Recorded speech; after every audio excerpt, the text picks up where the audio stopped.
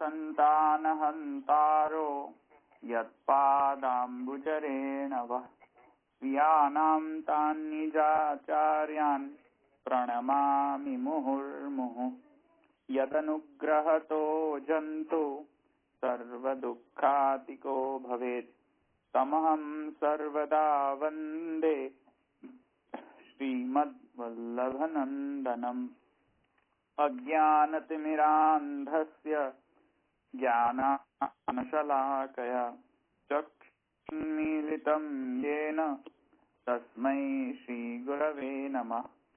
नमामि हृदये शेषे लीलाक्षिराब्धिशायिनं लक्ष्मीसहस्रलीलाभिः सेव्यमानं कलानिधिं चतुर्भिश्च स्त्रिभिस्तथा षड्भिर्विराजते योऽसौ पंचधा हृदये मम। તમે તો સમરી તો કરી દીધી, એટલે હવે આપણે આગળ જઈએ. ધવલભાઈ, હા બોલો. બાવા ડોકાવાદ કે છે. હા, ડોકાવાદ એટલે રાહુ વેદાંતિ. પણ એટલે એવું કેવું ડોકાવાદ એટલે શું? ડોકો એટલે રાહુ નો ખાલી ડોકો જ હોય ને, ધડ ના હોય ને. અચ્છા અચ્છા, એટલે ડોકાવાદ કે. અચ્છા હા, ડોકાવાદ ધડ છે એને નકારીને જસ્ટ ખાલી બ્રહ્મરૂપ જે મસ્તક છે એને જ એક્સેપ્ટ કરે, બસ. મસ્તક ને ડોકું કીધું. ઓકે ઓકે, બરાબર. હા હા બરાબર. મેં કીધું આ પછી નવો શબ્દ ક્યાંથી આવ્યો, ડોકાવાદ? ઓકે. એટલે એને રાહુ વેદાંતિઓ કહે છે, એમ ટેકનિકલ ટર્મમાં એને રાહુ વેદાંતિ કહે. એ એકચ્યુઅલી વેદાંત બેસિક નો આપેલો ટર્મિનોલોજી છે. Okay okay okay. એ વેદાંત દેશિક એમાં એ કહે છે કે આ જે શાંકર વેદાંતિઓ જે છે બધા, એ બધા રાહુ વેદાંતિઓ છે બધા, જે અડધા વેદ ને માને ને અડધા વેદ ને માને નહીં. એટલે પેલા રાહુ નો એ ધડ કાપી નાખ્યો હતો ને. Right right right. હા, એટલે પેલું અમૃત પાન કર્યો તો એટલે એ ડોકું રહી ગયું. હા, એવી રીતે આ લોકો એનું બ્રહ્મરૂપ ડોકું છે, પણ કર્મરૂપ પેલું છે જ નહીં, કઈ ધડ નથી. બ્રહ્મરૂપ જ્ઞાન છે.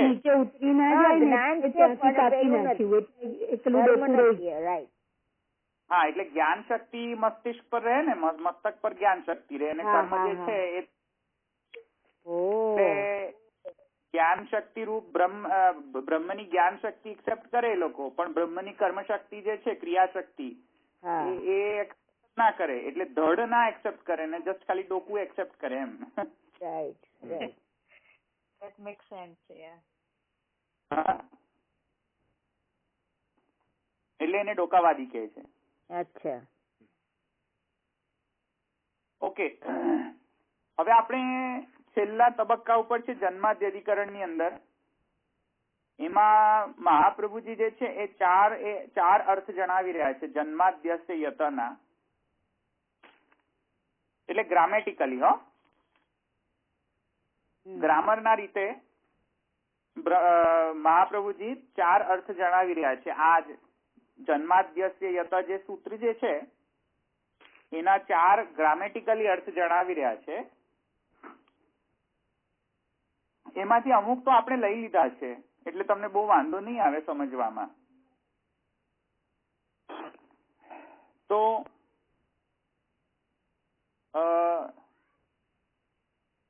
પહેલો જે અર્થ મહાપ્રભુજી કહી રહ્યા છે જન્માદ્યસ્ય, એમાં એ પ્રથમ જે અર્થ જે છે એ કહી રહ્યા છે જન્માદિર યેશામ. જન્માદિર યશામ એટલે જન્મ આદિ યેશામ ઇતિ જન્માદ્યસ્ય યત. તો એનું જે ગ્રામેટિકલી જે મીનિંગ કર્યો એમણે, એ કયો કર્યો? જન્માદિ યેશામ ઇતિ અવયવ સમાસાદ અતદ્ગુણ સંવિજ્ઞાનો બહુવ્રીહિ. એમ અર્થ કર્યો. હવે બહુવ્રીહિના બે પ્રકાર છે જે પુરુષોત્તમજી એક્સપ્લેન કર્યા છે એમના પ્રકાશમાં. તો પુરુષોત્તમજી એમના પ્રકાશમાં એ કહે છે કે બે પ્રકારની બહુવ્રીહિ હોય છે, એક અસદગુણ સંવિજ્ઞાન અને એક સદગુણ સંવિજ્ઞાન. લખો, બે પ્રકારની બહુવ્રીહિ હોય છે. સમાસ, સમાસ તો ખબર છે ને, બહુવ્રીહિ. તો એમાં બે પ્રકારનો બહુવ્રીહિ સમાસ હોય છે એમ પુરુષોત્તમજી પ્રકાશમાં ફૂટ કરે છે.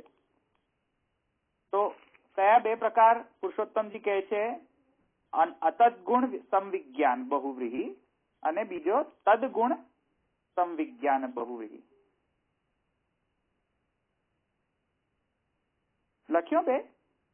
અતદગુણ અને તદગુણ. એ બે પ્રકારની બહુવ્રીહિ હોય છે ટાઈપ બહુવ્રીહિના. એમાં અતદગુણ સંવિજ્ઞાન બહુવ્રીહિ સમાસની અંદર શું હોય છે?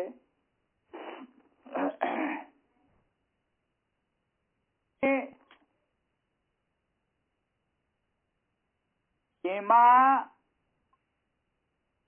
જે ગુણ જે છે એટલે કે જે વિશેષ્ય અને વિશેષ, વિશેષણ અને વિશેષ્ય, એટલે કે જેને વિશેષણ અપાતું હોય તેને શું કહીશું? વિશેષ્ય.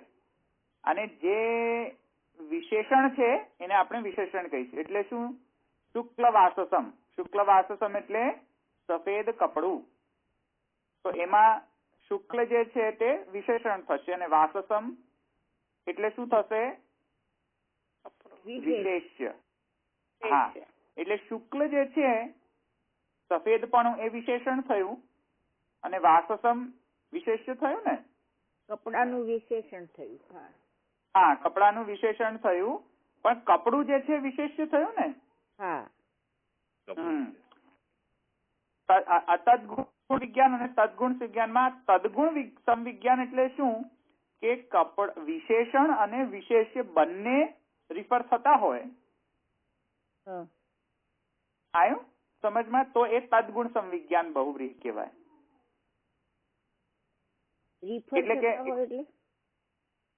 એટલે કે શુક્લ વાસસમ આનય. પુરુષોત્તમજી એ જ એક્ઝામ્પલ થી, પુરુષોત્તમજી નો એક્ઝામ્પલ છે આ. પુરુષોત્તમજી કહે છે કે જો દ્રષ્ટાંત રૂપે શુક્લ વાસસમ આનય, એટલે શુક્લ વાસસમ આનય એટલે શું? સફેદ કપડા વાળાને લઈ આવ.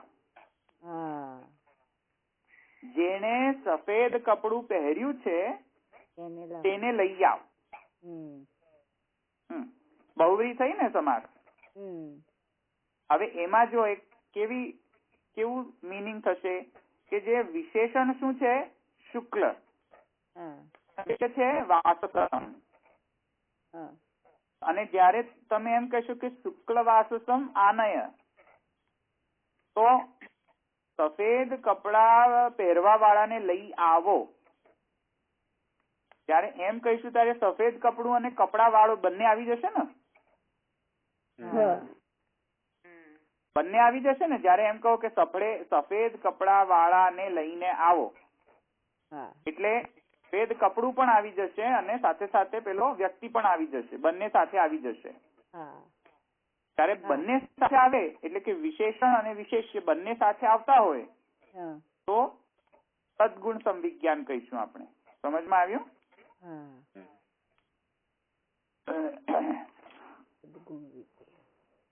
તદગુણ સંવિજ્ઞાન બહુવ્રીહિ ખબર પડી ને? હા, એવી રીતે અતદગુણ સંવિજ્ઞાનમાં શું હોય કે વિશેષ્ય આવે પણ વિશેષણ ના આવે. એટલે કેવી રીતે? પુરુષોત્તમજી એનો પણ એક્ઝામ્પલ આપે છે કે ચિત્રગુહ આગચ્છતિ. ચિત્રગુહ આગચ્છતિ એટલે કે ચિત્રગુહ, ચિત્ર એટલે કે વિવિધ રંગવાળી ગાયો. વિવિધ રંગવાળી ચિત્રગુહ એટલે વિવિધ રંગની ગાયો વાળો આવે છે. આગચ્છતિ એટલે આવે છે. હવે વિવિધ રંગની ગાયો વાળો આવે છે એટલે ગાયો થોડી આવે છે. આવ્યું ને સમજમાં? એ વ્યક્તિ જ ખાલી આવે છે. સમજમાં આવ્યું? તેથી અહીંયા એને કઈ બહુવ્રીહી સમાસ કહેવાશે? અતત ગુણ સંવિગ્ન બહુવ્રીહી કહેવાશે. સમજમાં આવ્યું?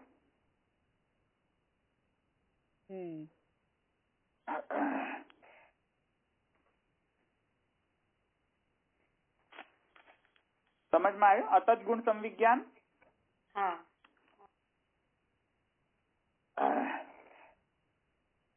એટલે જ્યારે હવે આ બંને સમજમાં આવ્યા સમાસ, તદગુણ સંવિજ્ઞાન અને અતત ગુણ સંવિજ્ઞાન. તદગુણ સંવિજ્ઞાનમાં તમે ધોલભી એવું કીધું ને વિશેષણ આવે વિશેષ્ય ના આવે?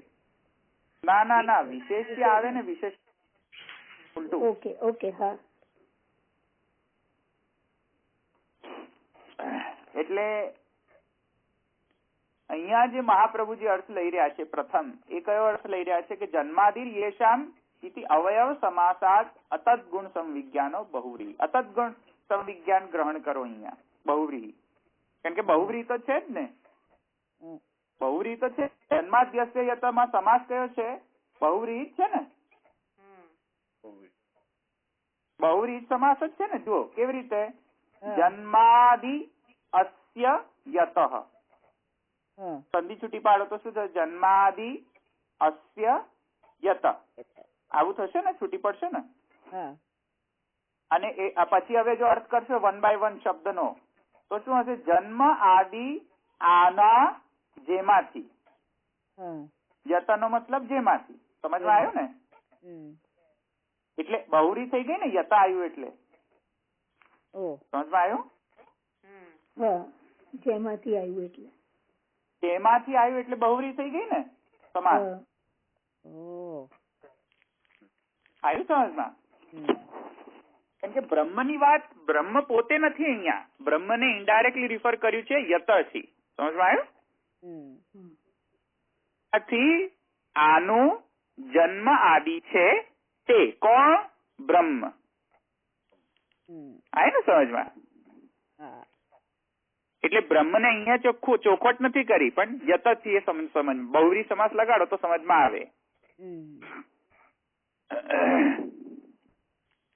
એટલે અહીંયા કોણ રિફર થયું છે? અતત ગુણ સંવિજ્ઞાન હોય આ બહુરી તો કોને રિફર કરવામાં આવ્યું છે? હવે તમે જ વિચાર કરો. જગત ને. ના, જગત ને કેવી રીતે? બ્રહ્મમાંથી. જેમાંથી એટલે બ્રહ્મમાંથી થાય ને. સોરી, જેમાંથી એટલે. હા, જેમાંથી એટલે બ્રહ્મમાંથી થયું ને જગત પેદા.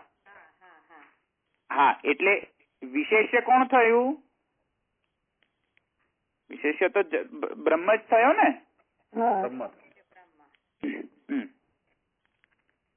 તો અતત ગુણ સંવિજ્ઞાનમાં કોણ આવે છે? બ્રહ્મ જ આવે છે ને.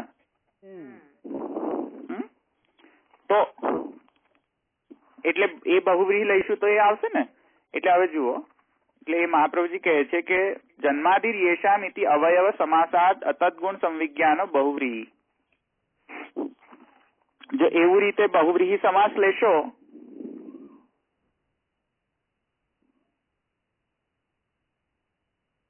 તો શું આવશે અર્થ? એ એક અર્થ થયો, પણ અહીંયા જો અહીંયા જુદી રીતે અર્થ કરી રહ્યા છે. પણ અહીંયા યેશામ છે એટલે જેનું એવું થશે અર્થ. યતા નથી અર્થ કરી રહ્યા, યેશામ કરી રહ્યા છે અર્થ. સમજમાં આવ્યું? એટલે પહેલો જે અર્થ છે ને એ પછી આવશે, જે આપણે લીધો ને હમણાં, જે જન્માદિ અસ્ય યત, એ અર્થ પછી આવશે. અત્યારે અહીંયા શું અર્થ એક લઈ રહ્યા છે મહાપ્રભુજી કે જન્માદિર યેશામ છે. અહીંયા જન્માદિર યેશામ એવું અર્થ લઈ રહ્યા છે. એટલે શું અર્થ થશે? જન્મ આદિ જેનો છે એવું અર્થ થશે. હવે સમજમાં આવ્યું? એટલે જન્મ આદિ જેનો છે. હા, અને આદિનો મતલબ અહીંયા શું કરશો? આદિનો મતલબ કે એક્સેટ્રા નહીં હો, લખો જન્મ જેનો, જન્મ પ્રથમ છે જેનો. આદિનો મતલબ અહીંયા શું કરવું? પ્રથમ. હા, આદિનો મતલબ કે પેલું એક્સેટ્રા નહીં હો, કે જન્મ વગેરે વગેરે જેમાં વગેરે નહીં, પ્રથમ. હા, જન્મ વગેરે વગેરે જેનો છે પહેલાનું. હા, પહેલો છે જેનો, પ્રથમ છે જેનો તે. સમજમાં આવ્યો? વગેરે નહીં કરવાનો અર્થ, સમજો ને, એક્સેટ્રા એવો નહીં. એટલે હવે જુઓ, હવે શું અર્થ નીકળશે? જન્માદિ યેશામ, એ જે છે બહુવિહી, એ રીતે હવે શું અર્થ નીકળશે? પેલો આદિનો મતલબ એક્સેટ્રા નહીં લખો, એની જગ્યાએ લખી દો બ્રેકેટ ની અંદર કે એનો મતલબ કે પ્રથમ, ફર્સ્ટ. હવે તમે એને ઇન્ટરપ્રિટ કરો એ સ્ટેટમેન્ટ ને, તો શું થશે? જેનો પ્રથમ જગતનો પ્રથમ જન્મ એટલે કે આવિર્ભાવ માંથી તે. સમજમાં આવ્યું? એવું અર્થ થશે ને હવે? જગતનો આદિ, જગતનો આદિ એટલે જગતનો પ્રથમ, જગત પ્રથમ, જગતનો આદિ જન્મ એટલે કે આવિર્ભાવ જેમાંથી છે, બહુવ્રી થયું ને પાછું, જો જેમાંથી આવ્યું એટલે માંથી છે તે કોણ? બ્રહ્મ. સમજમાં? એટલે જગતનો આદિ જન્મ જેમાંથી છે તે. હવે આદિનો મતલબ પ્રથમ અને જન્મ એટલે કે આવિર્ભાવ. તો હવે શું અર્થ થશે? જગતનો પ્રથમતઃ આવિર્ભાવ જેમાંથી છે, મૂળ જે આવિર્ભાવ જગત એ કોનામાંથી થયો? બ્રહ્મમાંથી. પડી ગઈ ને હવે? જુઓ, પુરુષોત્તમ સહસ્ત્રનામમાં સાક્ષાત સર્વ જગત કરતા. આવ્યું સમજમાં? સાક્ષાત જગત કરતા છે ને, સર્વ જગત કરતા. આવ્યું સમજમાં? એ પરંપરાયા જગત કરતા નથી, એ સાક્ષાત છે જગત ના કરતા. સમજમાં આવ્યું? પણ એશામ અર્થ લીધો ને ધવલભાઈ? હા, એશામ લેવાનો ને પહેલા તો. હા, એટલે લીધું ને એ તો. જેનો.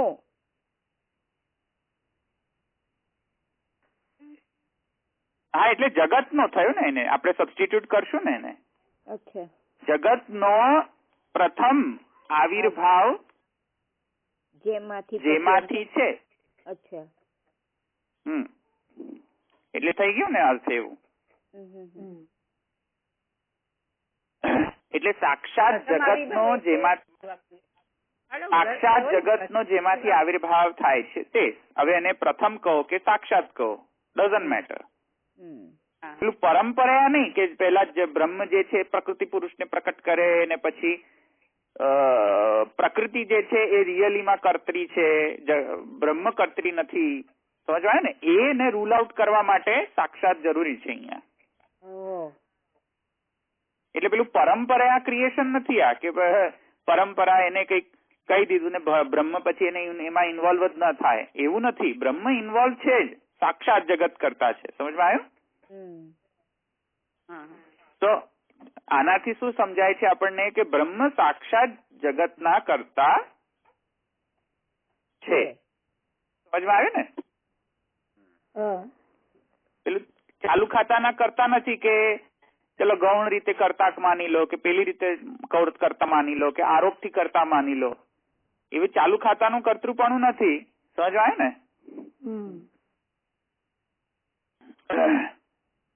તેથી આવો અર્થ થશે.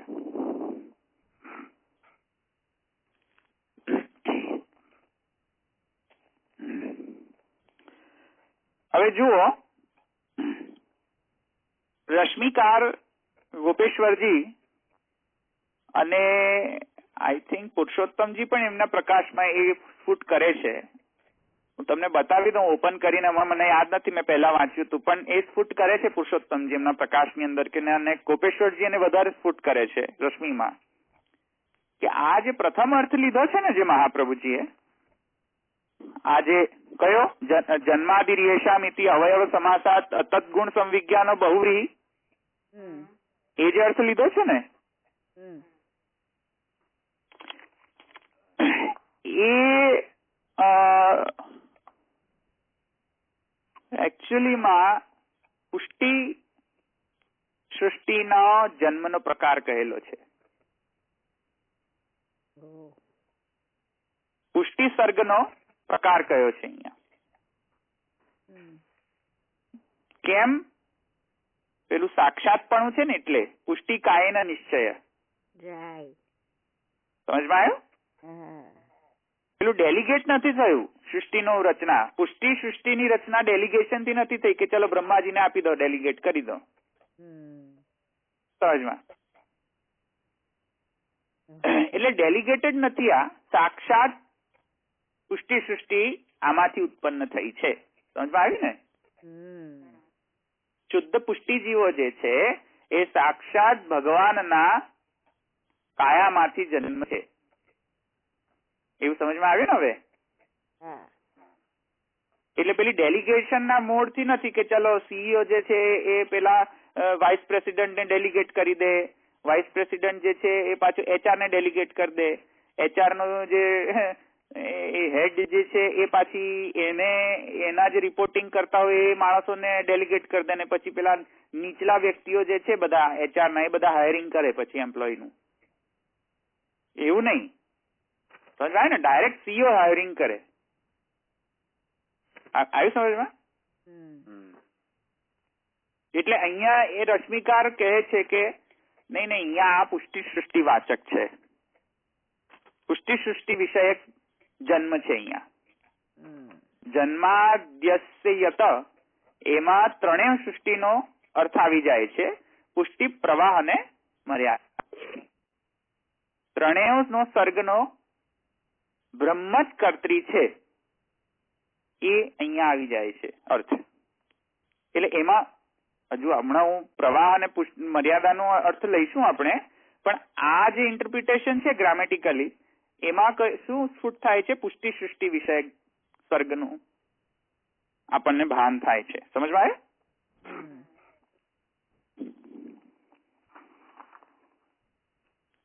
કારણ કે પુષ્ટિકા એનો નિશ્ચય એટલે.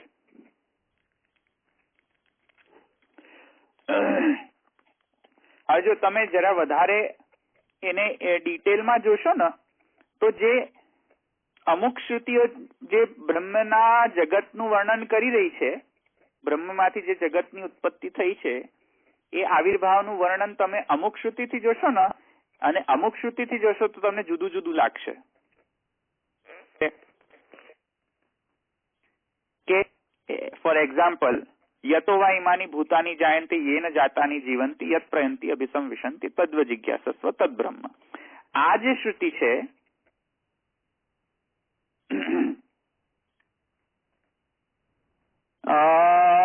આ શ્રુતિમાં અને બીજી એક શ્રુતિ જો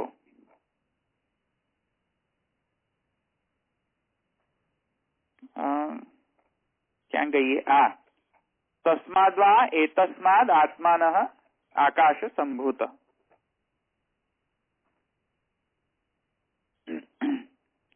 હવે બે શ્રુતિને કમ્પેર કરો. આપણે ગઈ વખતે કમ્પેર કરી હતી ને ગઈકાલે. હા, હવે એને વળી પાછી કમ્પેર કરો એને. યતોવા ઇમાની ભૂતાની જાયંતી એ શ્રુતિ અને તસ્માદ્વા એતસ્માદ આકાશ સંભૂત. હવે બંનેની અંદર જગતની ઉત્પત્તિનું સર્ગની વર્ણન છે. બંનેમાં છે કે નહીં સર્ગનું વર્ણન?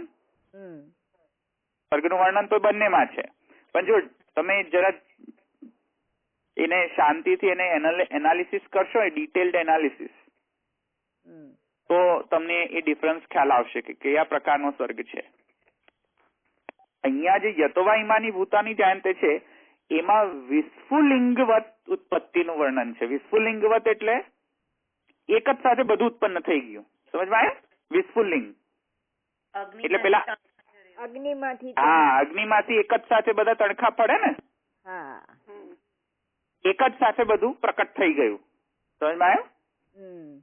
જેમ અગ્નિમાંથી બધા તણખા ફટાફટ બહાર પડવા લાગે ને, હા એવી ઉત્પત્તિ છે આ યતોવાઈમાની ભૂતાની જાયંતે. પણ તસ્માદ્વા એતસ્માદ આત્મના આકાશ સંભૂત આકાશાદ વાયુ વાયુરગ્નિ અગ્નિરાપ પૃથ્વી અન્ન વગેરે જે છે એમાં જો ક્રમ સૃષ્ટિનું વર્ણન છે, ક્રમવાર છે. જો આકાશમાંથી બ્રહ્મમાંથી પહેલા આકાશ પ્રકટ થયું, પહેલું સિક્વન્સ. જો પછી આકાશમાંથી આકાશાદ વાયુ, આકાશમાંથી વાયુ પ્રકટ થયું, સિક્વન્સ સેકન્ડ. થર્ડ વાયુરગ્નિ, વાયુમાંથી અગ્નિ પેદા થયું છે ને, સિક્વન્સ. જો સિક્વન્શિયલ ઉત્પત્તિ છે ને, જુઓ. અને પેલું યતોવાઈમાનીમાં કેવી ઉત્પત્તિ છે? વિસ્ફુલિંગવત. અચાનક જ બધું પ્રકટ થઈ ગયું. સમજમાં આવે ને? તો ધેર ઇઝ જો છો ને ઉત્પત્તિમાં ડિફરન્સ છે. જો અન્ડરસ્ટુડ? સમજમાં આવ્યો? ઇટ ઇઝ વાય અહીંયા પુષ્ટિ પ્રવાહ મર્યાદા રૂપેણ સર્ગનો ભેદ આવી રહ્યો છે. સમજમાં આવ્યો ને?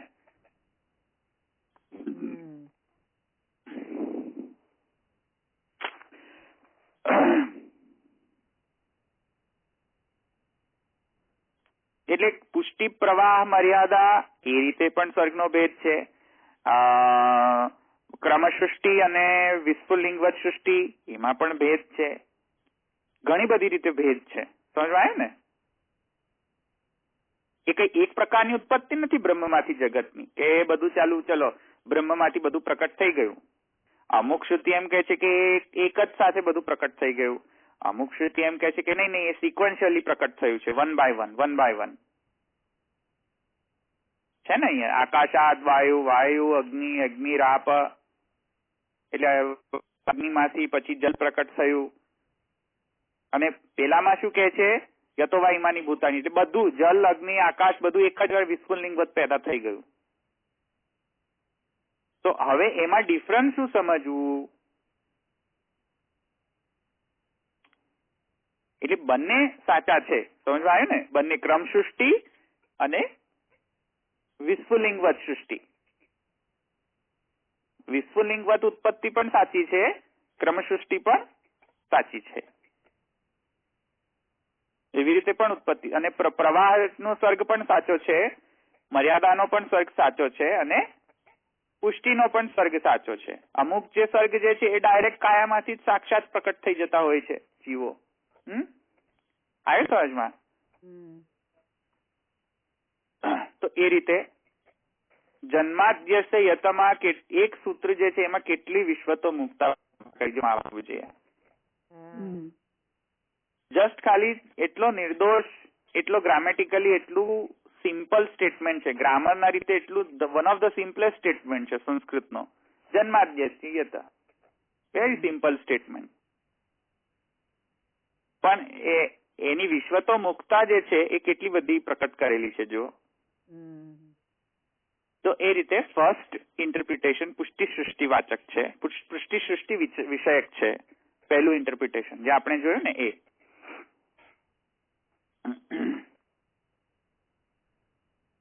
બીજું જે ઇન્ટરપ્રિટેશન જે છે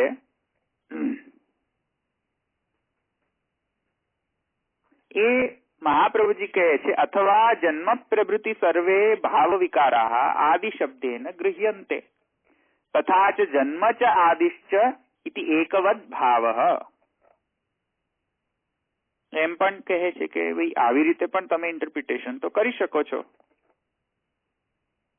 કે રીતે? દ્વંદ્વ સમાસથી. અહીંયા તમે બહુવ્રીહી કરો છો, ભલે કરો, ચલો હવે અહીંયા દ્વંદ્વ સમાસ પણ કરો. દ્વંદ્વ સમાસ એટલે પેલા યતમાં નહીં, યતને નહીં લેવાનો. અહીંયા જન્મ ચ આદિશ્ચ એટલે જન્માદ્યસ્ય જે છે એમાં જે જન્માદિ એ થયો ને જે એનો અહીંયા અર્થ કહી રહ્યા છે. જન્માદિ એટલા જ વર્ડનો અહીંયા ઇન્ટરપ્રિટેશન લઈ રહ્યા છે મહાપ્રભુજી. જન્માદિ બસ. પછી અસ્ય ને યત તો યથાવત રહેશે એનો અર્થ. તો એમાં જો એક મહાપ્રભુજી બીજો એને ઇન્ટરપ્રિટેશન આપી રહ્યા છે, અને આ ઇન્ટરપ્રિટેશન જે પ્રવાહ સૃષ્ટિનો વિષય ઇન્ટરપ્રિટેશન છે. તમને હમણાં સમજાવીશ તો તમને એમ જ સમજમાં આવી જશે કે આ પ્રવાહ જેવું જ લાગે છે. જો શું કહે છે, જન્મ આદિ. જન્માદિ એમાં કયો સમાસ લાગવો જોઈએ? તો મહાપ્રભુજી કહે છે બીજો એક પોસિબિલિટી એ છે કે એમાં તમે દ્વંદ્વ સમાસ લગાવો. દ્વંદ્વ સમાસ લગાવશો તો શું થશે? જન્મ ચ આદિ ચ એમ થશે ને. એટલે જન્મ અને આદિ. હા, એટલે એન્ડ થયું ને, અને થયું. દ્વંદ્વ સમાસ થયું ને. એટલે જન્મ અને આદિ. હવે જો જન્મ અને આદિ એટલે જન્મ આદિ ની અંદર તો જન્મ આવી ના શકે ને હવે, કારણ કે એન્ડ થયું ને. એટલે હવે આદિ નો મતલબ શું લેવો હવે વળી પાછી એ મોકાણ થઈ ને, સમજાય? એટલે આદિ પેલો જન્મ તો આવશે નહીં ને, એ તો સમજમાં આવ્યો ને. જયારે એમ કહો કે ભાઈઓ બહેનો ને તો ભાઈઓ અને બહેનો એમ દ્વંદ્વ સમાસ લગાવો તમે, તો ભાઈઓ માં બહેનો નથી આવતી, બહેનો માં ભાઈઓ નથી આવતા, બંને બોલવું પડશે ને તમને. એટલે દ્વંદ્વ સમાસ ની તો આ પ્રોબ્લેમ છે ને કે જન્મ જે છે એ આદિ નથી ને આદિ જે છે જન્મ નથી, બંને બોલવું પડશે દ્વંદ્વ સમાસ હોય તો. જુદું પડે એમ, આનેથી જુદું પડે. હા, એટલે હવે તો પછી આદિ નો મતલબ શું કરવો? તો એ કહે છે મહાપ્રભુજી કહે છે આદિ નો મતલબ અહીંયા બીજા ભાવ વિકાર લેવા. કયા? તો કહે છે નિરુક્ત પ્રમાણે જુઓ 6 ભાવ વિકાર. તો નિરુક્ત પ્રમાણે કયા ભાવ વિકારો છે શાસ્ત્રમાં વર્ણન લખો. જાયતે, અસ્તિ, વિપરિણમતે, વર્ધતે, અપક્ષીયતે અને નશ્યતિ. 6 ભાવ વિકાર, ષડભાવ વિકાર કહેવાય એને. શાસ્ત્રમાં ષડભાવ વિકાર કહે છે. નિરુક્ત શાસ્ત્રમાં એનું વર્ણન છે. નિરુક્ત શાસ્ત્રમાં એનું વર્ણન છે ષડભાવ વિકાર તરીકે. ષડભાવ વિકાર.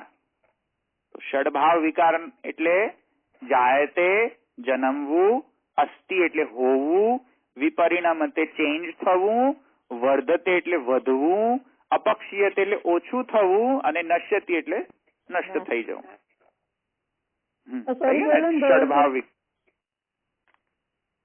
હા, એનો અર્થ ફરી બોલો. એટલે જન્મવું, અસ્તિ એટલે હોવું, પરિણામતે એટલે ચેન્જીસ આવવા, વર્ધતે એટલે વધવું, અપક્ષીયતે એટલે ઓછું થવું, નશ્યતે એટલે નષ્ટ થઈ જવું. ષડભાવ વિકાર થઈ ગયો ને. લખ્યા ષડભાવ વિકાર? હા, લખ્યા.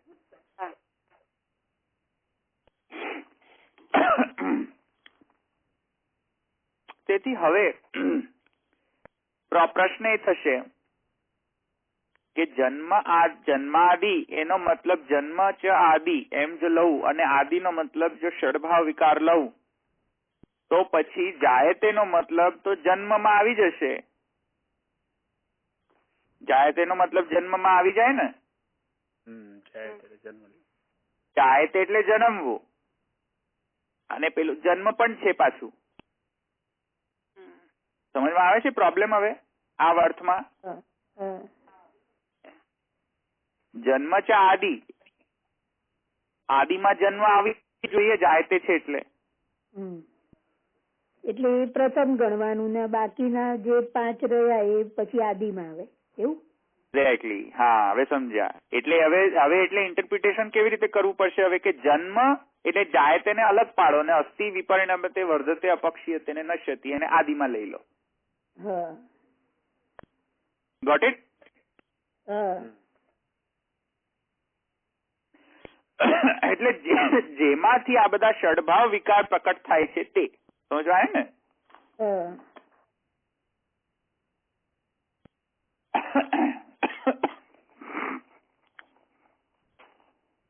એટલે એવું અર્થ થશે ને હવે?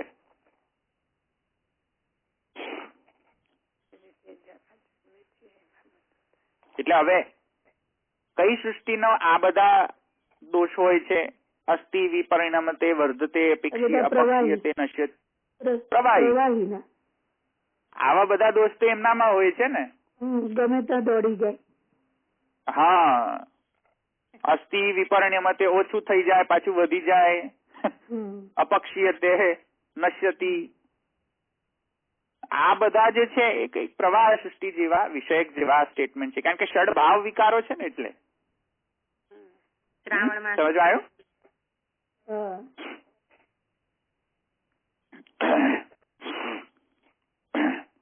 કારણ કે બેઝિકલી શું છે કે આ જે જાયતે અસ્થિ વિપરિણમતે વર્ધતે અપક્ષીયતે નશ્યતિ એ કઈક આત્માને હોય? આત્મા જાયતે હોય? આત્માનો જન્મ થાય? આત્મા અસ્થિત હોય? આત્મા અસ્થિ હોય પરિણામતે ને વર્ધતે ને અપેક્ષિતે ને નશ્યતિ થોડી હોય. આત્માને આપણે અસ્થિ તરીકે ભાવ લઈ શકીએ કે હા આત્મા છે, પણ જાયતે જન્મે છે એ શું બોલ્યા? આત્મા જન્મે? તો જન્મે નહીં. એટલે આ ભાવના સંદર્ભમાં કયું છે ધવલભાઈ?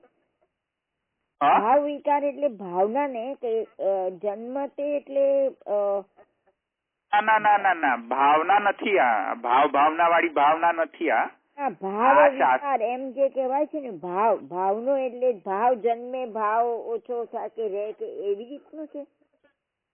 ભાવ એટલે હોવું અને અભાવ એટલે કે ન હોવું.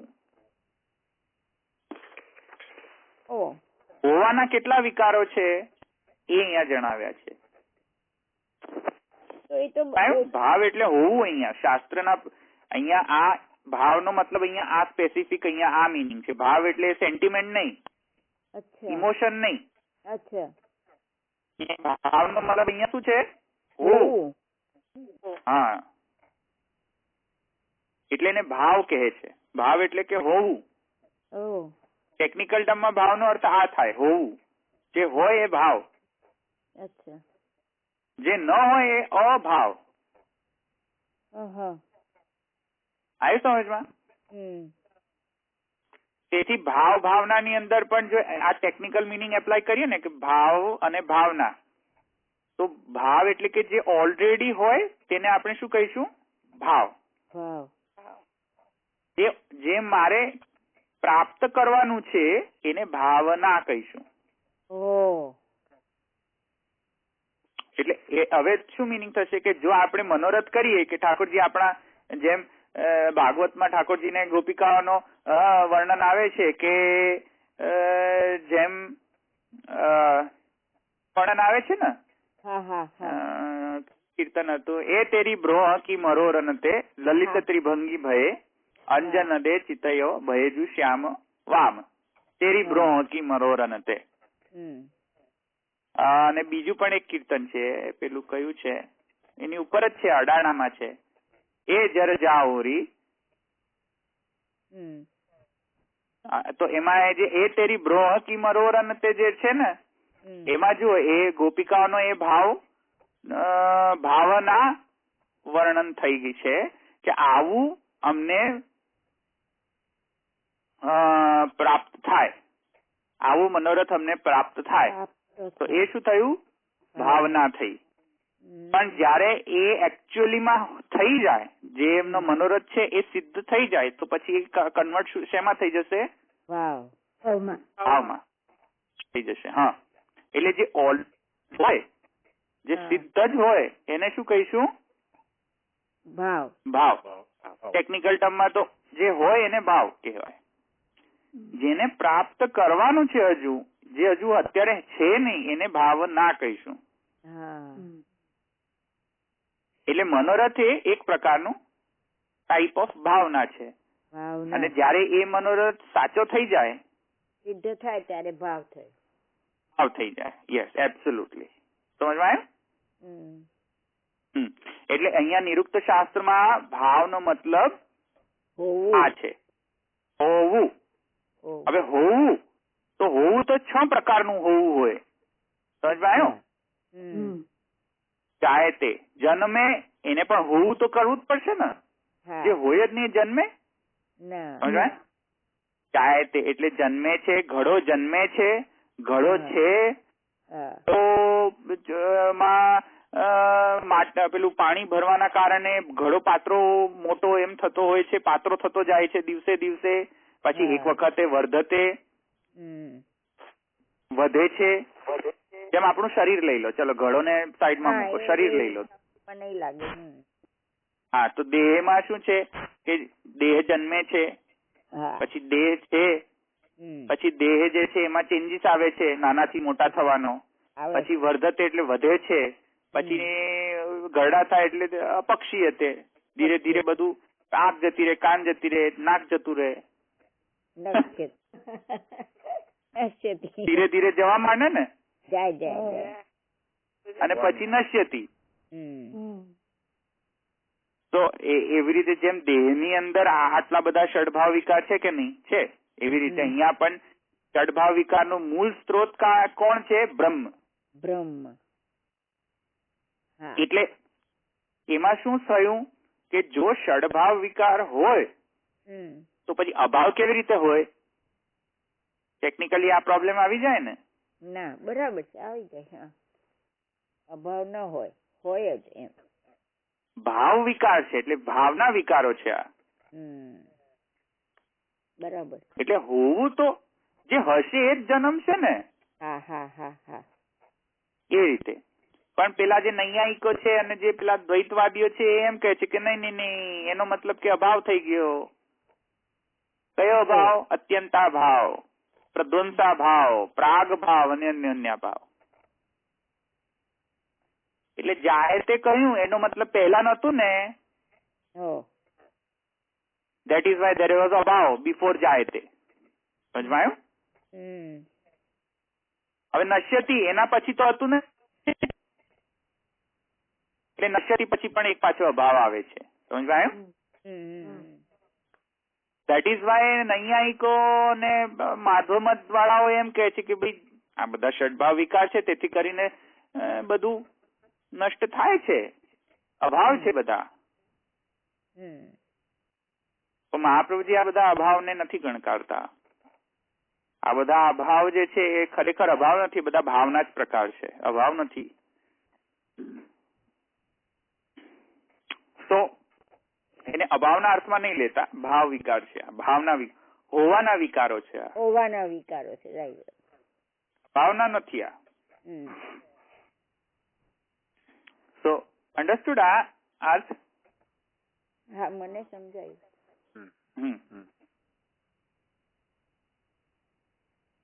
એટલે આદિનો મતલબ બીજા ષડભાવ વિકાર લીધા. કેમ કે પેલું જન્મ જે છે એક જાતનો ષડભાવ વિકાર છે ને, એટલા માટે આદિ કઈ ફોર્સફુલી અર્થ નથી લીધો, બળજબરી પૂર્વક. પેલું જન્મ જે છે ને, પહેલો અર્થ છે ને, ભાવ વિકાર નો પહેલો ભાવ વિકાર છે જન્મવું. એટલે પેલું આદિ ની અંદર પેલા 5 ને ઇન્ક્લુડ કરવા પડશે ને. હવે મને સમજાયું. બરાબર. એટલે પેલું ફોર્સફુલી આદિ નો મતલબ નથી ગ્રહણ કર્યો અહીંયા કે ચલો મન ફાવે તેમ આદિ નો મતલબ ગ્રહણ કરી લો અહીંયા. શું નથી આ. બરાબર. ઓકે, તો અહીંયા એ તો સમજમાં આવે ને કે અહીંયા બધા આચાર્ય એકમત થઈને કહે છે કે આ પ્રવાહ સૃષ્ટિ વિષયક ઉત્પત્તિ છે.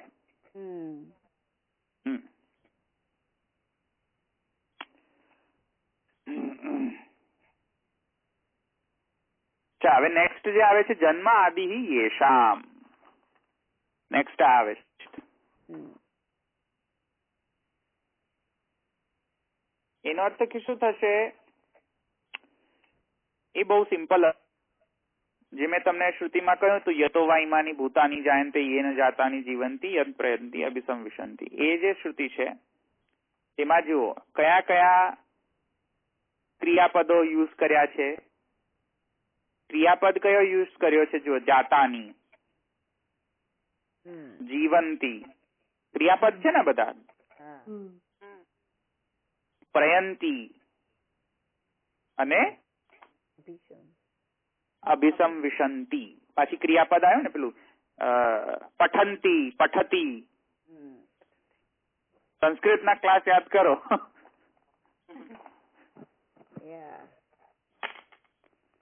પઠામી. તો એવી રીતે છે ને, જો ક્રિયાપદો છે આ બધા. જાતાની, જીવંતી, પ્રયંતી, અભિસમ વિશંતી. તો જે આ બધા જે છે એને અહીંયા રેફરન્સમાં લીધા છે કે જન્મ આદિ યેષામ, એટલે કે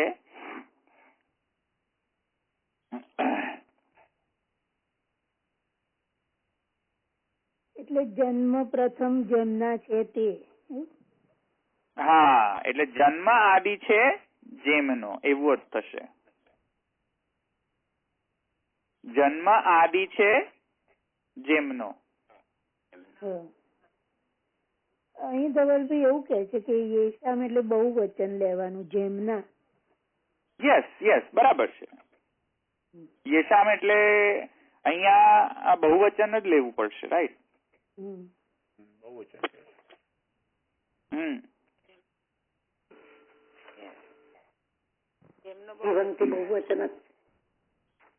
એટલે કરીને જુઓ તમે, એટલે આ બધા જે જન્મ, જીવન, ગમન, પ્રવેશ એ બધા થયા ને, જે જીવંતી, જાતાની, પ્રયંત, અભિસમ વિશંતી. હા, એટલે એ આવી ગયું ને. જન્મ આદિ એટલે આ બધું આવી જશે ને. જન્મ, જાતાની, પછી આદિ ની અંદર જીવંતી, પ્રયંતી, અભિસમ વિશંતી, એ બધું પણ આવી જશે ને પછી. એટલે થઈ ગયું ને. પછી એ અર્થ પણ આવશે. પેલું આદિ ની અંદર પ્રથમ અર્થ જે છે પહેલો અર્થ હતો. આદિનો પછી બીજો અર્થ લીધો ષડભાવ વિકાર. હવે આદિનો મતલબ શું લઈ રહ્યા છે તેઓ? પ્રયંતી, અભિસમ વિશંતી, એ આવશે ને હવે. આ અર્થ પણ આવશે એવી રીતે. અહીંયા બધા સૂત્ર આપણે ટીકાકારો એમ કહે છે કે આ મર્યાદા સૃષ્ટિનો ક્રમ છે. મર્યાદા સૃષ્ટિનો અર્થ આપી રહ્યો છે અહીંયા. ચલો, કેમ એવું છે? શું લાગે છે તમને? જન્મ, જીવન, ગમન, પ્રવેશ, જાતાની, જીવંતી, પ્રયંતી, અભિસમ વિશંતી, એમાં મર્યાદા સૃષ્ટિનો ભાવ કેવી રીતે આવે છે અહીંયા? પેલા ષડભાવ વિકારમાં પ્રવાહ સૃષ્ટિનો ભાવ આવી રહ્યો છે અને અહીંયા મર્યાદા સૃષ્ટિનો ભાવ આવી રહ્યો છે. એવું કેમ? પ્રયંતી આવે છે ને, અભિસમ વિશંતી એટલે. Very good. એટલે પેલું ગમન એટલે પ્રયંતી અને અભિસમ વિશંતી એમાં પ્રવેશ કરે છે. એટલે ભગવાનમાં પ્રવેશ કરે છે અને ભગવાન જેમ કહે છે તેમ કરે છે. એટલે જે ભગવાન કહે તેમ કરે, વાણીથી ગવન થયા ને. એટલે એ લોકો પ્રવાહ સૃષ્ટિમાં એ અર્થ એનું કરી શકાય આપણે. કારણ કે કોઈ પ્રકારના અક્ષર બ્રહ્મના રૂલ્સ પ્રમાણે તેઓ ચાલી રહ્યા છે, મર્યાદામાં ચાલી રહ્યા છે. અક્ષર બ્રહ્મ રૂપાત્મક મર્યાદામાં તેઓ ચાલી રહ્યા છે. સમજમાં આવે? અને પછી તો જો બીજો ચોથો જે અર્થ જે છે એમાં તો એકદમ સિમ્પલ છે. જન્માદિ અસ્ય, એમાં એમ સમાસ નહીં લઈને એ શું કહે છે કે જન્મ આદ્યસ્ય એમ જોઈએ. એટલે પેલું જન્મ આદિ, તો આદિ ને જન્મ સાથે જોડ્યો હતો ને પહેલા 3 અર્થમાં.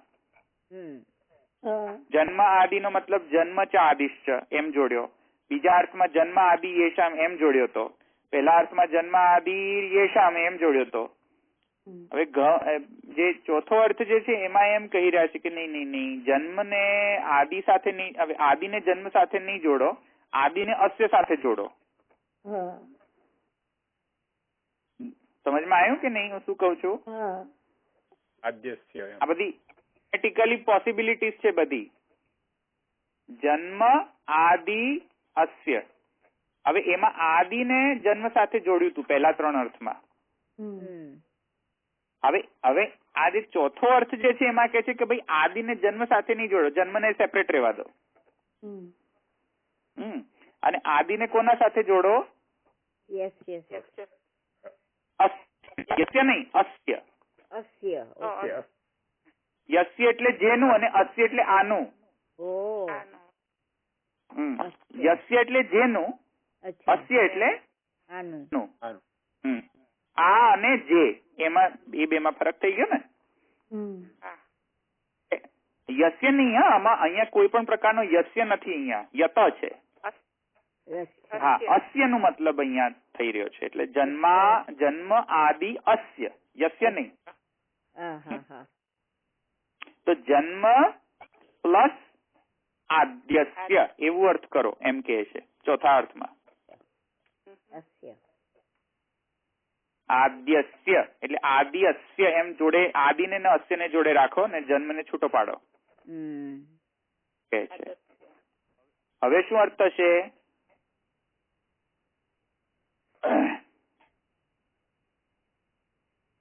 જન્મ એટલે કે ઉત્પત્તિ, જન્મ એટલે ઉત્પત્તિ થશે. આદિ અસ્ય એટલે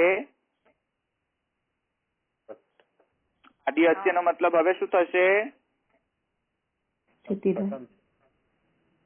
હા, એટલે કે કોની ઉત્પત્તિ? જગતની. આકાશ ને બધું હતું. હા, આકાશની. પ્રથમ જે છે આકાશની ઉત્પત્તિ. પ્રથમ થયું ને આદિ અસ્ય. આદિ જે છે ને અહીંયા પછી વળી પાછી પ્રથમ અર્થ લો તો શું થશે કે પેલું જે પ્રથમ શું પ્રકટ થયું હતું પેલી શ્રુતિમાં, જે તસ્માદ આત્મન આકાશ સંભૂત, એમાં પ્રથમ શું પ્રકટ થયું હતું? બ્રહ્મમાંથી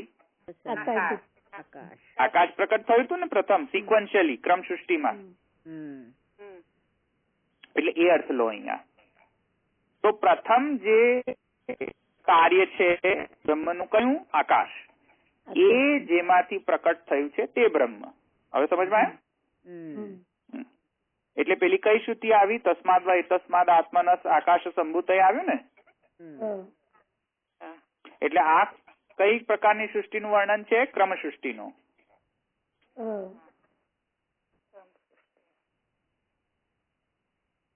આટલા બધા અર્થ કયા છે? 4 અર્થ. તો અત્યાર સુધી તો આપણે શ્રુતિ ચાલુ ખાતા આપણે બોલી લેતા હતા કે યતો વા ઇમાની ભૂતાની જ્ઞાન, તે પછી તસ્માદ વા તસ્માદ આકાશ સંભૂત આકાશાદ વા. હવે ખબર પડી કેટલું આચાર્યો આપણી માથા પર ચીકરતા. એટલે ધવલભાઈ પ્રથમ વસ્તુનો જન્મ જેમાંથી છે તેવું બ્રહ્મ, એવું એવો અર્થ. યસ. આ ચોથાનો. રાઈટ. એટલે કેટલા થયા પ્રકાર? હવે 5 પ્રકાર થયા ને. 5 પ્રકારની સૃષ્ટિનું વર્ણન થયું ને. 4 નહીં, 4 તો અર્થ કર્યા ને. પ્રકાર તો 5 થયા ને ઉત્પત્તિના. એટલે પ્રવાહ, પુષ્ટિ, પ્રવાહ, મર્યાદા અને ક્રમ સૃષ્ટિ ને વિસ્ફુલિંગવત સૃષ્ટિ. વિસ્ફુલિંગ. હા, બરાબર. વિસ્ફુલિંગવત ઉત્પત્તિ, ક્રમ સૃષ્ટિ, પ્રવાહ. હવે કોઈ કેટલાક એમ પણ કહી શકે છે કે ભાઈ વાય નોટ વિસ્ફુલિંગવત સૃષ્ટિને આપણે પુષ્ટિ સૃષ્ટિ કહી દઈએ. કહી શકીએ.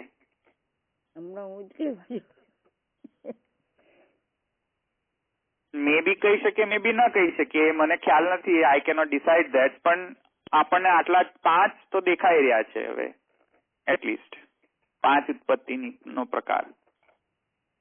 ધવલભાઈ, આ પ્રવાહ, મર્યાદા એવી રીતે જે સિરીઝ આવે છે ને એમાં પ્રવાહ વચ્ચે કેમ મૂકી દીધું છે? સિરીઝ મને નથી ખ્યાલ. આઈ એમ નોટ શ્યોર એક્ઝેક્ટલી કેમ એવું છે. એ કશાકમાં બતાવ્યું છે પારુલબેન. પહેલા મને એવું ખ્યાલ હતો કે એ પ્રવાહ એટલે પ્રવાહની જેમ વયા કરતી હોય ને એક બાજુ પુષ્ટિ ને એક બાજુ મર્યાદા એમ. એટલે એ પ્રવાહ જેમ વહ્યા કરે ને, તમે હમણાં જ કીધું ને જેમ અહીંયા જાય અહીંયા જાય અહીંયા એવું. નહીં, એ એવું નથી. નામકરણ ની અંદર એવું છે કે નામ જે છે એ અમુક વખતે જે અનવદ્ય નામ હોય તે વધારે ચૂઝ કરવામાં આવતું હોય છે. નામ જે ટાઇટલ ની પસંદગી જે છે તે, એટલે જે બોલવામાં ક્યાંક વચ્ચે એને વિરામ ના આવતા હોય એવી રીતે એના ટાઇટલ આપવામાં આવતા હોય છે જનરલી કોઈ પણ ગ્રંથના. એટલે જેમ સૂત્રના પણ એવી રીતે અનવદ્યમ છે એવું કેરેક્ટરિસ્ટિક્સ આપણે જોઈ શકીએ છીએ. એવી રીતે ટાઇટલમાં પણ એવા પ્રિકોશન્સ લેતા હોય છે ઘણા ખરા ગ્રંથકાર જે છે તે. હવે અહીંયા એ રીઝન છે કે નહીં એ મને ખ્યાલ નથી, પણ જનરલી ટાઇટલ એવા ના આપવાના હોય કે જે બોલવામાં અનવદ્ય થઈ જતા હોય, એટલે એમાં વચ્ચે એને સ્ટોપ કરવું પડે બોલવામાં. તો કદાચ એ રીઝન હોય, કદાચ એ ન પણ હોય. એ ટીકાકારોએ જો કદાચ શૂટ કર્યું હોય તો આપણે જોઈશું, મને અત્યારે ખ્યાલ નથી.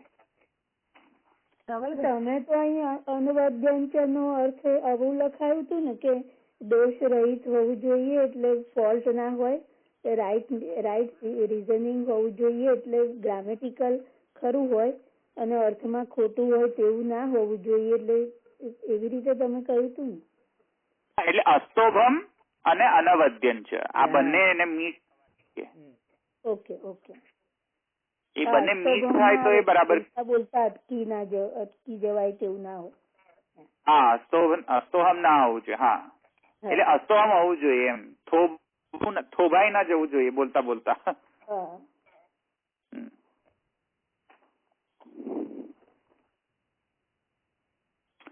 એ પણ રીઝન એ છે કે નહીં એ નથી ખ્યાલ, પણ કદાચ એ હોઈ શકે મારા મત પ્રમાણે, પણ મને ખ્યાલ નથી. એ તો ટીકાકાર જ આપણને કહી શકે. એટલે એમાં જો ટીકામાં જો હોય ને તો જોઈ લઈશું આપણે, પણ એ મને નથી ખ્યાલ. બાવાને પૂછી જોજો ને તમે.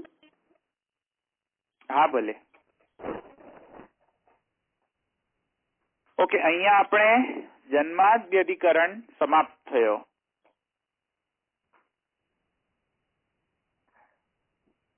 હવે નેક્સ્ટ ટાઈમ થી આપણે તત્તુ સમન્વયાધિકરણ આપણે ચાલુ કરશું.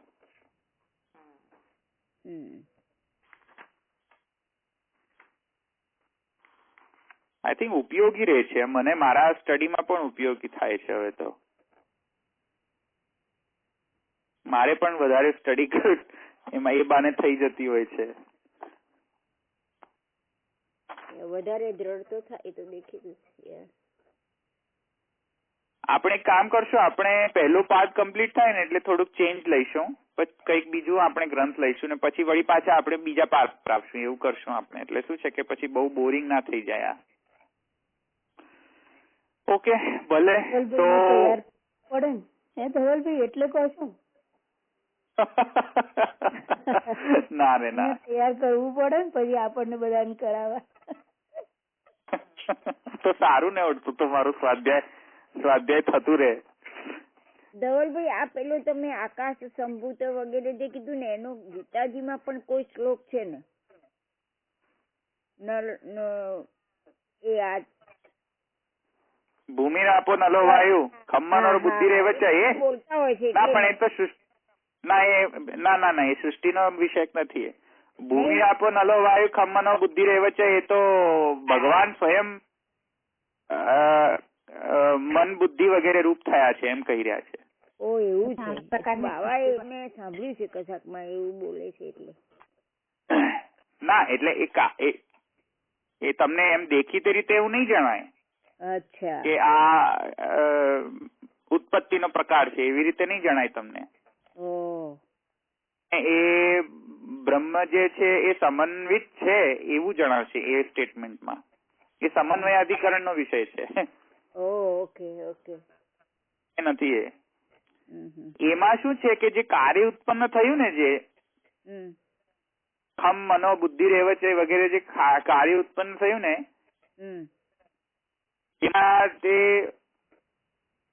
એ પણ પાછા સ્વયં જ છે, પાછા સમન્વિત છે એમ. એટલે અહીંયા જે જન્માદ્યધિકરણ જે છે એમાં સંદેહ એક રહી જતો હોય છે કે અચ્છા ઠીક છે, ચાલો બ્રહ્મમાંથી જગત પેદા થયું, કારણ કે બ્રહ્મ કર્ત્રી છે જગતનો.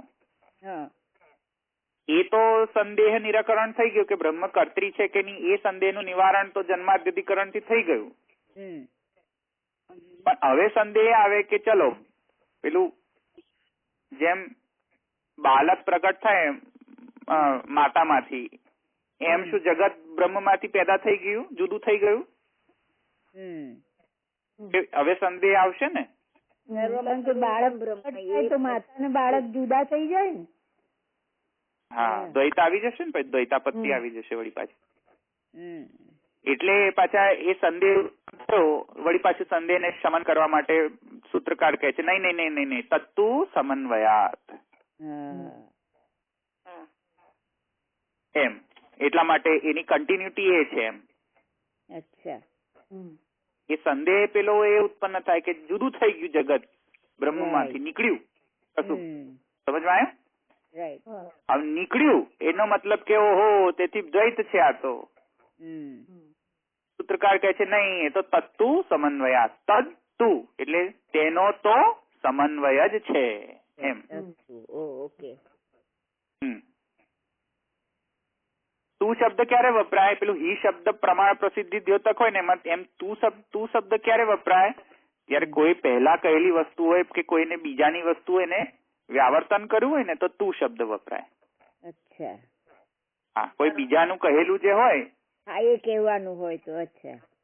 હા, એનો વ્યાવર્તન કરવું. વ્યાવર્તન એટલે કે એને જુદું કહેવાનું, એનાથી જુદું કહેવું હોય ને.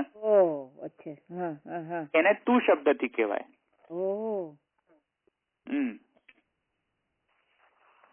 ત્યારે તું શબ્દ લાગે, તું અવ્યય લાગે ને અવ્યય કહેવાય. તું અવ્યય છે.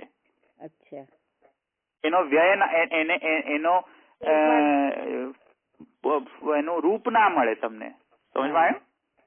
જેમ પેલું ઉ ધાતુ છે, જેમ પઠ ધાતુ છે, તો પઠ ધાતુ નો પછી રૂપ ચેન્જ થઈ જાય ને. પાઠયતી એમ થયું ને, પઠયતી. હા, તો અય અને તિંગંત એમ બંને પ્રત્યે લાગે ને તો રૂપ ચેન્જ થઈ ગયું ને પઠ ધાતુ નું. આ તું જે છે ને એ અવ્યય છે, એનું કઈ રૂપ ચેન્જ ના થાય. તમે તું ને પછી તયતી ને એવું બધું ના કરી શકો તમે. હા, એ રૂપ જ એ અવ્યય. સમજવા? એ નહીં સંજ્ઞા કે નહીં ક્રિયા, એ અવ્યય છે. તો એ અવ્યય જે હોય તું શબ્દ પૂર્વ પક્ષ વ્યાવૃત્યર્થ. પૂર્વ પક્ષ ને વ્યાવૃત્તિ કરવી હોય ને તો તું શબ્દ વપરાય. એટલે તત્તુ સમન્વયાત. એટલે નહીં. જો તમે એમ સમજતા હો કે બ્રહ્મ માંથી જગત પેલું બાળક પેદા થયું એમ પેદા થઈ ગયું જુદું પડી ગયું, એવું નથી. તેનો તો સમન્વય જ છે. સમન્વય છે, જ નથી પાછું. એટલે સોરી, મારા ગુજરાતી ટ્રાન્સલેશન માં પાછું જ નથી. તેનો તો સમન્વય છે એમ એવું અર્થ થશે. એટલે બ્રહ્મનો જગતમાં સમન્વય છે એવી રીતે સમજ. બ્રહ્મથી પેદા થઈ ગયું એટલે જુદું નથી પડી ગયું. સમજાય? હવે આ તો બહુ સિમ્પલ છે. આમ એક સિટિંગમાં થઈ જશે. આપણે એક સેશનમાં પૂરું કરી દઈશું સમન્વયાધિકરણ. સમન્વયાધિકરણમાં એવું બહુ વધારે છે નહીં. બહુ દોડતા નહીં હો, અમારાથી નથી દોડાતું. કરવું બહુ વાર લાગશે આ તો. દ્રઢૈન ચરણ કેરો ભરોસો, દ્રઢૈન ચરણ કેરો, શ્રી વલ્લભ નખ ચંદ્ર છટાબિન, સબ જગમાં જય અંધેરો ભરોસો, દ્રઢૈન ચરણ કેરો, સાધન और नहीं में जासु होय निवेरो, सूर कहा कहे द्विविध आंधरो, बिना मोल को चेरो भरोसो, दृढ़ न चरणन केरो। शिवल्लभाधीश की जय, श्री कृष्ण की परम दयाल की जय, श्याम सुंदर श्यामने महारानी की जय, द्वारिकाधीश की जय, सर्वे वैष्णव जय श्री कृष्ण। जी।